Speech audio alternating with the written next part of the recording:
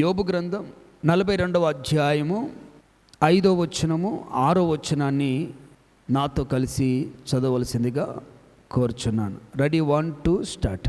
వినికిడి చేత నిన్ను గూర్చిన వార్త నేను వింటిని, అయితే ఇప్పుడు నేను కనులార నిన్ను చూచుచున్నాను. కావున నన్ను నేను అసహించుకొని ధూళిలోను బూడిదలోను పడి పశ్చాత్తపడుచున్నాను. ప్రేమన దేవుని బిడ్డలారా, చాలా విలువైన శ్రేష్టమైన మాట. వినికిడి చేత నిన్ను గూర్చిన వార్త నేను విన్నానయ్యా. విన్నప్పుడు అది కాలక్రమేణా ఇప్పుడు ముఖాముఖిగా నేను చూస్తున్నాను. ఆ మాట రాయబడించండి. అయితే ఇప్పుడు నేను కనులారా నేను చూచుచున్నాను. ఇక్కడ 3 విషయాల సందర్భంలో రాయబడుతున్నాయి. నిన్ను చూసిన నా బ్రతుకు ఇప్పుడు నేనేం చేస్తున్నానంటే 6వ వచనం, కావున నన్ను నేను అసహించుకొని ధూళిలోను బూడిదలోను పడి పశ్చాత్తపడుతున్నాను. ఈ 3 విషయాలు చాలా ప్రాముఖ్యమైన విషయాలు. వార్త అనగా సువార్త.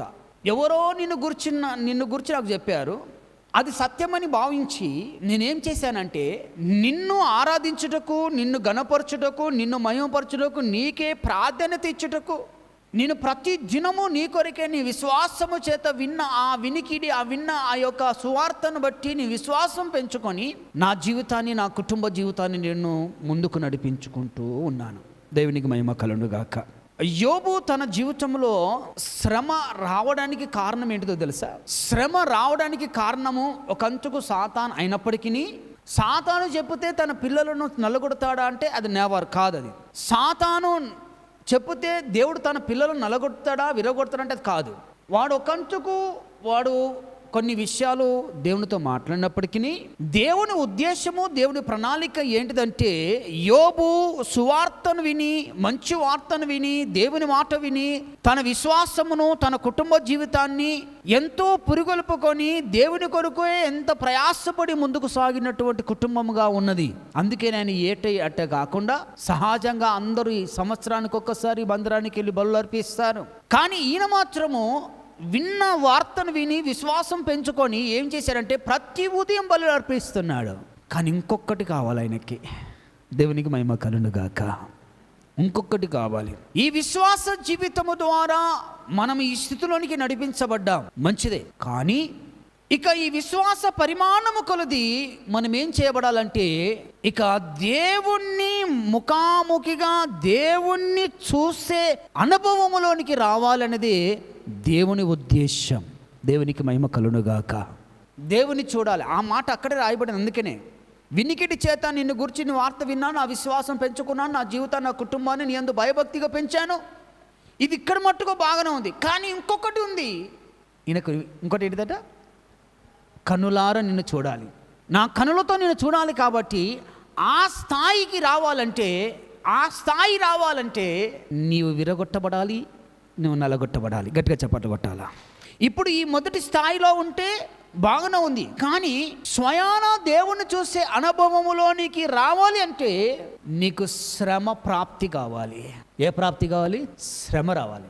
ఈ కష్టము, ఈ బాధ, ఈ శ్రమ నీ జీవితంలో ఎప్పుడైతే అది ప్రాప్తి జరిగి నిన్ను నలగొడతా ఉంటుందో, నిన్ను విరగొడతా ఉంటుందో, ఆ శ్రమకి, ఆ బాధకి, ఆ కష్టానికి నువ్వు ఎంతైనా లోబడాలి.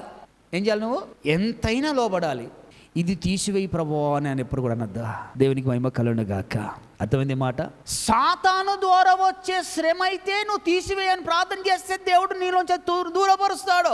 ప్రకృతి ద్వారా వచ్చిన శ్రమ అయితే నువ్వు ప్రార్థన చేస్తే దేవా ఏంది ఈ పరిస్థితి అని నువ్వు ప్రార్థన చేసినప్పుడు ప్రకృతి ద్వారా వచ్చిన శ్రమ తీసివేస్తాడు. కానీ ఇంకొక శ్రమ ఉంది తెలిసిన? దేవుణ్ణి చూసే ఆ గొప్ప అనుభవం నీ జీవితంలో రావాలంటే నీ హృదయము, నీ మనస్సు అన్నది ఏం చేయబడాలంటే అది నల్లగొట్టబడాలి, విరగొట్టబడాలి. అందుకనే శ్రమలు 3 రకాలు. గుర్తుపెట్టుకోండి ఎవరైనా కూడా, విశ్వాసి, దేవుని పిల్లలారా. శ్రమలు 3 రకాలు. పర్యాయములు చెప్తూ వస్తున్నాయి ఈ మాట. నెంబర్ 1, ప్రకృతి ద్వారా కొన్ని శ్రమలు వస్తాయి శరీరానికి. ఇప్పుడు చేంజ్ అవుతుంది కదా. ఏంటిది? ఎండాకాలం వెళ్ళి వర్షాకాలం వస్తుంది. ఈ వర్షాకాలంలో ఈ వ్యవధిలో ఏమవుతుందంటే మన శరీరానికి కొన్ని వైరస్, కొన్ని అనారోగ్య పరిస్థితులు ప్రాప్తి జరుగుతాయి. ఇది ప్రకృతి ద్వారా వచ్చే శ్రమ, దోమల ద్వారా, ఇంకా నానా రకాలుగా అయినటువంటి కొన్ని పరిస్థితులలో ఇవి మన శరీరానికి ప్రాప్తి జరిగి కొన్ని వాటర్ చేంజ్ అయిన బట్టి ఎలర్జీ స్టార్ట్ అవ్వడం, ఇంకా నానా రకాలుగా ఇవన్నీ శ్రమలు కొన్ని పరిస్థితుల్లో మనలో జ్వరం రావడం, ఇంకా నానా రకాలుగా ఈ పరిస్థితులు జరుగుతాయి.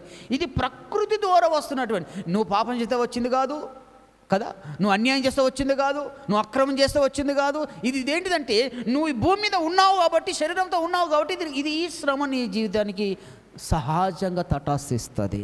దీని మీద నువ్వు ఈ కష్టంలో, ఈ బాధలో దేవా నాకు సహాయం చేయవంటే నా యేసయ్య, నజరేయుడైన యేసయ్య నీకు స్వస్థత ఇస్తాడు, విడుదల ఇస్తాడు, దూరపరుస్తాడు. తర్వాత రెండవ శ్రమ అపవాది ద్వారా వస్తుంది, అంటే సాతాను ద్వారా వస్తుంది. ఈ రెండవ శ్రమ సాతాను ద్వారా వస్తుంది. వాడు ఓర్వలేక వాడు ఏం చేస్తాడంటే నిన్ను ఎప్పుడూ భయంకరమైన, నువ్వు ఎక్కడైతే లేపబడ్డావో, ఏ స్థితిలో నుంచి ఈ స్థాయికి వచ్చావో, ఏ స్థితిలో నుంచి నీవు ఈ పరిస్థితికి వచ్చావో, వాడు నిన్ను, నీ కుటుంబాన్ని ఓర్వలేక మరలా అదే స్థితిలో నేను పడగొట్టడానికి వాడు కొన్ని ప్రయోగాల ద్వారా నీ మీదికి వచ్చి శరీరాశ, నేత్రాశ, నువ్వు ఏవైతే వదులుకున్నావో దాన్ని మరలా చేపించి ఈ దుష్టత్వము, ఈ భయంకరమైనటువంటి విడుచుకున్న ప్రతి క్రియ మరలా చేపించి మరలా నిన్ను ఆ స్థాయి కంటే ఇంకా భయంకరమైన స్థాయికి దిగజారడానికి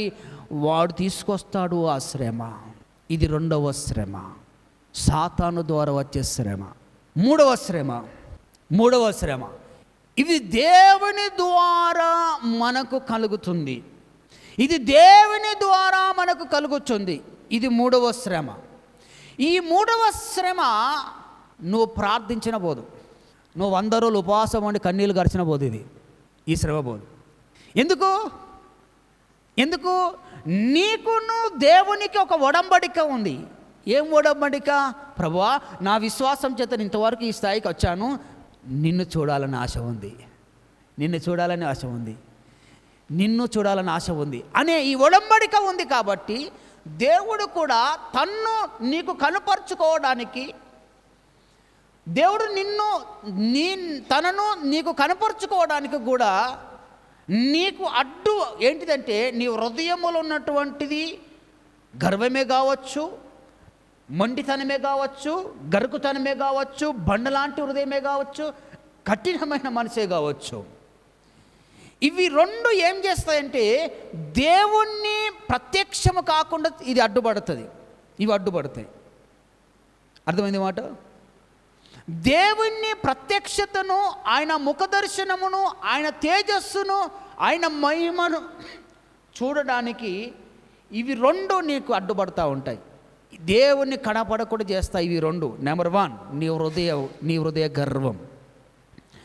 నెంబర్ 2 నీ మనసు కఠినత్వము.